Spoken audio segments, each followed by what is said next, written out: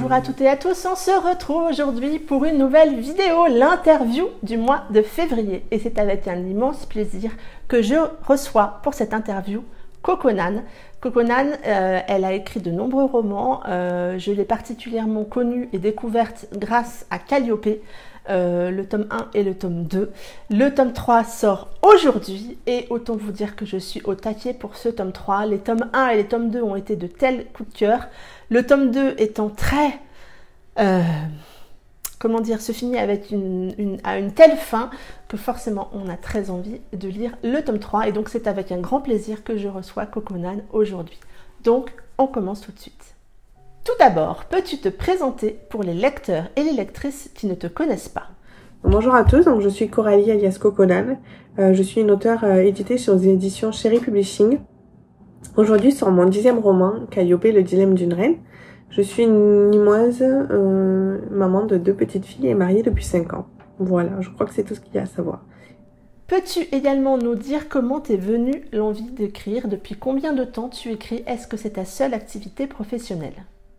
Alors, en fait, j'ai subi une panne de lecture suite à I Hate You Love Me, comme beaucoup de lectrices, je pense, dans mon cas, enfin, quand elles ont dit ce roman-là. Et en fait, mon mari m'a dit, mais si tu n'arrives plus à lire, essaye d'écrire, peut-être, parce que à chaque fois que je lisais, je trouvais toujours, ouais, moi j'aurais fait ça, moi j'aurais fait ci, enfin voilà. Et en fait, du coup, ça a été ma résolution 2019, donc ça fait maintenant 2 ans que j'écris.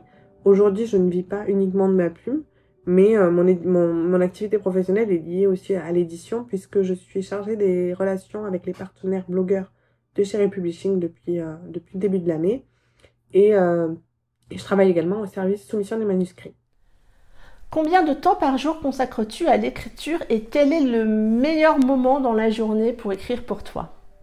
Alors c'est très aléatoire, je peux passer autant 6 heures sur mon écran comme je peux passer 10 jours sans approcher mon ordinateur. Je suis un peu du genre froussarde ou flemmarde, je sais pas trop. Mais voilà, mais sinon c'est plutôt le soir, parce que le soir les enfants sont couchés. Avec mon mari on est tranquille, on sait qu'on va pas être interrompu dans nos activités. Donc c'est vraiment là que je suis tranquille pour écrire. Voilà. Quel est le meilleur moment dans l'écriture? Est-ce que c'est quand tu imagines l'histoire, quand tu l'écris ou finalement quand tu l'as finie? Alors je suis une auteure dite jardinière, donc je pose pas trop les bases de mes histoires, je ne fais pas de plan, sauf pour Calliope parce que là j'ai été obligée parce que c'est quand même une saga en 3 tomes. Mais sinon oui, je suis une jardinière, donc je crois que le moment que je préfère c'est vraiment quand je laisse porter mon imagination en fait, quand mes doigts courent sur le clavier.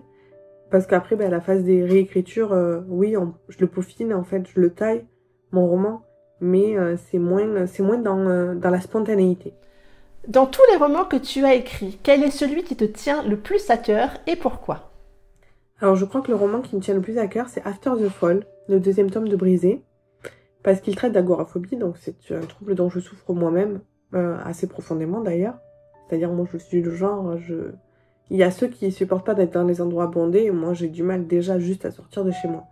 Donc je pense que c'est celui-ci parce que j'ai mis beaucoup de moi dedans, j'ai parlé de vraiment quelque chose que je vis tous les jours. Donc voilà, donc je pense que même si j'aime tous mes romans, j'aime vraiment tous mes personnages, je suis attachée à chacun d'eux, mais voilà, After the Fall peut-être parce qu'il me ressemble plus que les autres. Peux-tu plus précisément nous parler de Calliope dont le tome 3 sort aujourd'hui? Alors, donc Calliope, c'est une saga qui se passe dans un univers où la femme, en fait, appartient à son époux. Il a tous les droits sur elle. Voilà, les violences conjugales ne sont pas condamnées. Au contraire, elles sont banalisées, très très banalisées. Et en plus de ça, l'épouse a fait office aussi un peu de carte joker, puisque quand l'époux commet un délit, c'est son épouse qui paye pour lui. Donc voilà. Et en fait, Calliope est la princesse de Viridia.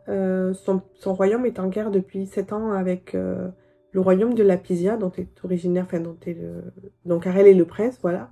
Et en fait, elle qui a toujours été protégée du mariage, puisque son père ne comptait pas la marier, accepte en fait d'épouser Karel pour amener la paix, d'où le titre Le sacrifice d'une princesse. Et en fait, elle va être au début très, très optimiste parce que Karel, elle le connaissait quand elle était jeune et elle était tombée amoureuse de lui. Donc pour elle, c'est pas si mal en fait de l'épouser, c'est même plutôt une bonne chose. On va dire si elle avait dû choisir un homme à épouser, ça aurait été lui. Sauf qu'en fait, le Karel qu'elle va redécouvrir va être très différent de celui qu'elle a connu autrefois. Avant, il était déjà impulsif, mais là, il est devenu impulsif et sombre et très fermé.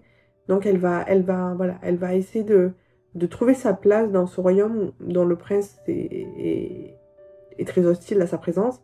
Le peuple aussi, d'ailleurs. Et elle va subir donc des complots et des machinations. Donc, voilà, en quelques mots, l'histoire de Calliope, je peux pas vous en dire plus au risque de spoiler tous les autres tomes, ce qui serait bête. Mais voilà, c'est une dystopie. Où puisses-tu ton inspiration pour tes histoires et tes personnages? Alors, il y a un running gag avec mes bêta lectrices, c'est je me suis lavé les cheveux, voilà, parce qu'en fait, j'ai beaucoup d'idées. Quand je me lave les cheveux, en fait, je me lave en musique et mes douches, quand je me lave les cheveux, peuvent prendre 20 à 30 minutes. Et en fait, avec les musiques, vu que la musique est très inspirante pour moi, j'ai des scènes qui défilent dans mes yeux, dans ma tête pendant que je me lave les cheveux. Et très souvent, c'est je me suis lavé les cheveux et ça veut dire j'ai eu une nouvelle idée. Donc voilà, en général, comment me viennent les idées et je m'inspire de tout, en fait, de situations qui m'intéressent. Pas que j'ai vécu forcément, mais qui me posent des questions, en fait. Donc voilà, c'est un peu ça. As-tu encore le temps de lire? Quel genre de lectrice es-tu? Quel est ton genre de prédilection? Alors à l'époque, j'ai pas lu pendant de longues années. J'étais pas déjà une très grosse lectrice quand j'étais adolescente, mais quand je suis passée à l'âge adulte, que j'ai commencé à travailler, là, c'était carrément, je lisais rien du tout. Et puis à la naissance de ma seconde fille, j'ai fait un baby blues et j'ai eu besoin de me retrouver. Et mon mari m'a dit, bah, occupe-toi, on part une semaine en camping, tu t'occupes de rien, occupe-toi de toi. Je s'occupe de tout. Donc là, j'ai acheté des livres et là, je suis devenue une lectrice, mais compulsive. Je lisais un roman par jour. Là, maintenant, j'en suis à peu près à 5 lectures par mois.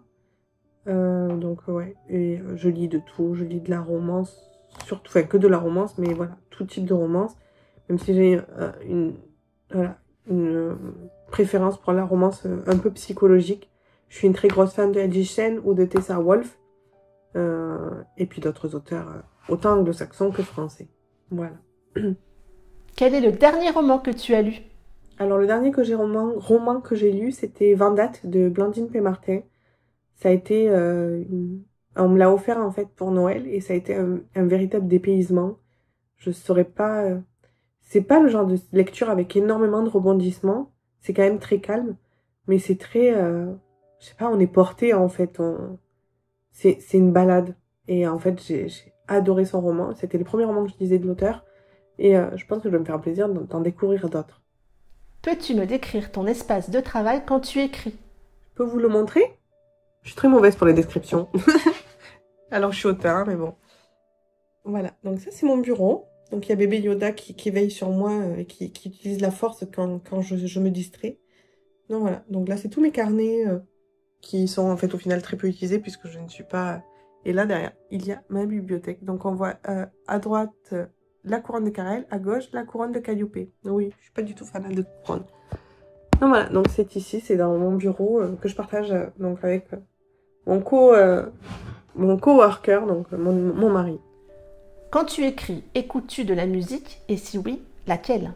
J'écoute toujours de la musique pour écrire, je sais pas faire sans. En fait, je suis très sensible au bruit parasite. Du coup, la musique m'isole vraiment. Et pour le genre, c'est quand même très nuancé pop rock ou rock. Donc je peux écouter de l'indie rock mais j'écoute pas de métal par contre, comme quelque chose d'un peu plus pop. Et après tout dépend vraiment de l'ambiance que je veux pour mon roman. Je sais que pour Calliope, ben là c'est beaucoup plus dans l'épique. Donc j'écoute du Evanescence, des choses comme ça, du two-way. Enfin voilà, ça dépend en fait du roman, mais il y en a toujours. Tous mes romans, hormis Into Pieces, ont une playlist. Il y en a certains où c'est carrément un morceau par chapitre, mais maintenant c'est beaucoup plus une playlist générale. Mais pourquoi? Parce que je pouvais passer en fait plus de temps à chercher la musique pour mon chapitre qu'à écrire mon chapitre.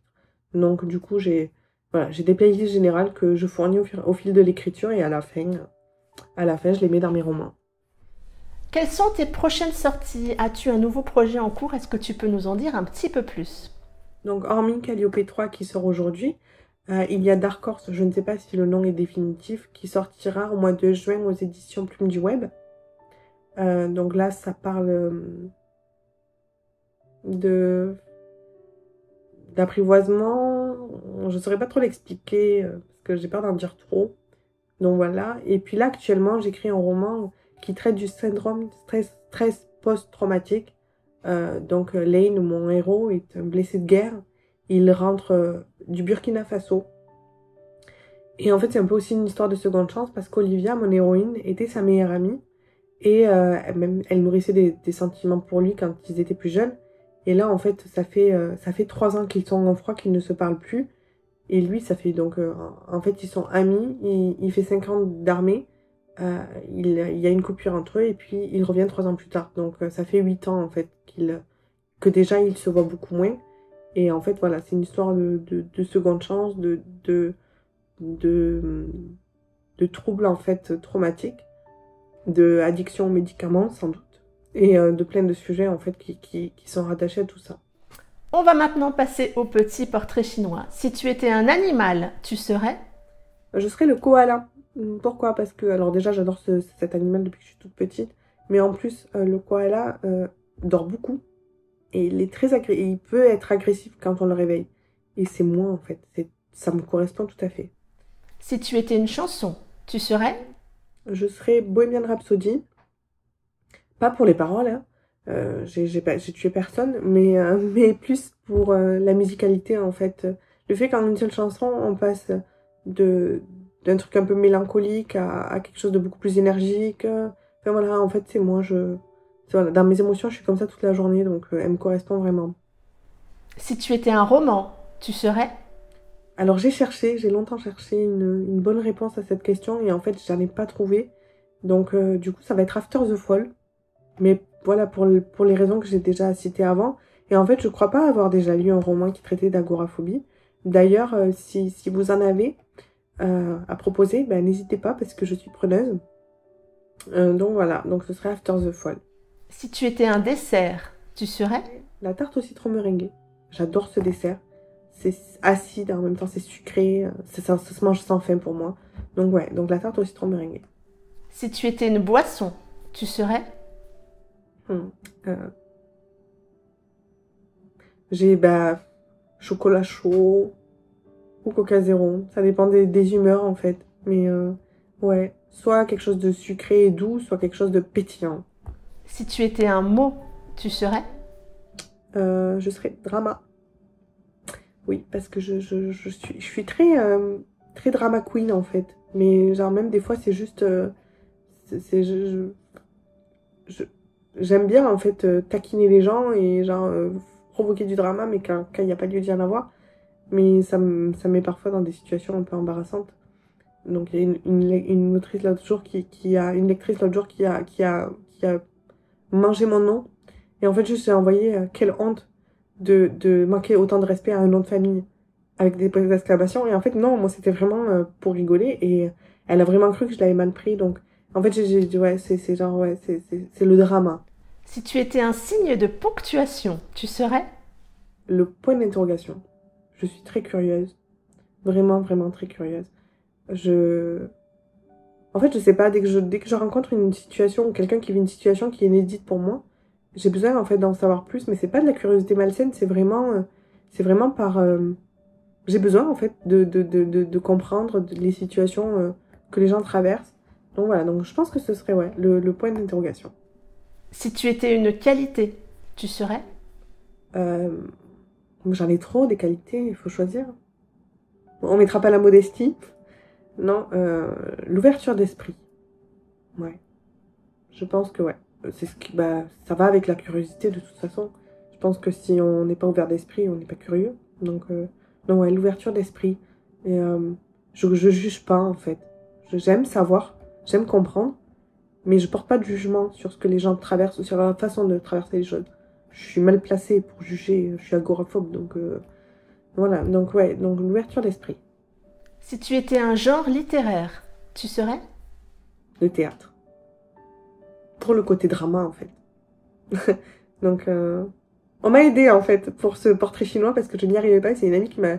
Et de suite, elle m'a dit, non mais toi, c'est le théâtre. Voilà, c'est parce que j'ai les petites situations, en fait, il n'y a aucune situation qui est anodine chez moi. Mais ça va pas être, je vais pas être... je suis pas susceptible, enfin si je suis susceptible, mais je suis pas, déjà je suis pas rancunière, donc ma susceptibilité, on va dire, elle va durer 2 minutes et puis ça passe. Mais voilà, c'est tout est sujet en fait voilà, en faire plein. Voilà, donc le théâtre, ça correspond bien. Pour finir, veux-tu dire quelques mots à tes lecteurs et tes lectrices? Alors, tout d'abord, je voulais vraiment vous remercier pour l'accueil que vous avez fait déjà à Calliope. Euh, c'est dingue en fait. Ça fait 5 mois ça m'échappe. Enfin, Calliope m'échappe un peu. Donc, je voulais vous remercier déjà en fait pour tenter en fait ces lectures et de partager en fait et de m'accompagner. Je parle surtout pour là aussi pour les lectrices qui me suivent depuis le tout début, que ce soit les chroniqueuses, que ce soit les lectrices tout simplement, ou les amis auteurs, de me suivre en fait depuis mon tout premier roman qui était vraiment bien différent de Calliope, mais en fait d'être présent à chaque fois, de me faire confiance, même si je sais qu'il y a quelques romans qui sont forcément des déceptions, parce que quand on aime un auteur, il y a peut-être des romans qui sont un peu en dessous pour nous, mais malgré tout, en fait, de continuer à, à me faire confiance, à me lire, à aimer pour certains, et à continuer quand même si vous n'aimez pas pour les autres. Et puis, je sais pas, en fait, il y aurait tellement de choses à vous dire. Donc, merci, voilà, merci. Ça en est tout pour cette interview. Merci beaucoup Coconan d'avoir accepté mon invitation et d'avoir répondu à mes questions. C'est toujours un plaisir pour moi de découvrir les réponses des auteurs quand je les interviewe. Donc vraiment, merci. J'espère que cette interview vous aura plu. Dites-moi en commentaire si vous avez d'autres petites questions pour Coconan. Je me ferai un plaisir de les relayer pour vous. Et en attendant, moi, je vous souhaite de très belles lectures. Prenez soin de vous et à très bientôt pour une prochaine vidéo. Bye bye.